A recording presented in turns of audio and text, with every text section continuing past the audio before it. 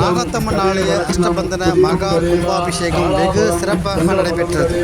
திருவள்ளூர் மாவட்டம் கடம்பத்தூர் ஒன்றியத்திற்கு உட்பட்ட திருப்பந்தியில் சூசையபுரத்தில் நாகாத்தம்மன் ஆலய அஷ்டபந்தன மகா கும்பாபிஷேகம் நடைபெற்றது. வியாழக்கிழமை மாலை 5:30 மணி அளவில் மங்கள இசையுடன் யாகசாலை அமைக்கப்பட்டு விநாயகர் பூஜை, மகாலட்சுமி பூஜை, கலச பூஜைகள் நடைபெற்று வந்த நிலையில் வெள்ளிக்கிழமை காலை 8 மணி அளவில் மங்கள இசையுடன் யாத்ரதானம் மகா சங்கல்பம் கலச புறப்பாடு நடைபெற்றது.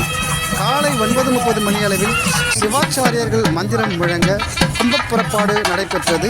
நாகாத்தம்மன், நாகதேவதை, பாலவிநாயகர், முருகர் ஆகியோருக்கு மகா கும்பாபிஷேகம் நடைபெற்று வந்த நிலையில் திருப்பந்தியூர் முன்னாள் ஊராட்சி மன்ற தலைவர் குபேரன், திருப்பந்தியூர் முன்னாள் ஊராட்சி மன்ற துணைத் தலைவரும் தொழிலதிபருமான ஆல்பர்ட் ஆகியோர் சிறப்பு அழைப்பாளர்கள் கலந்து கொண்டனர்.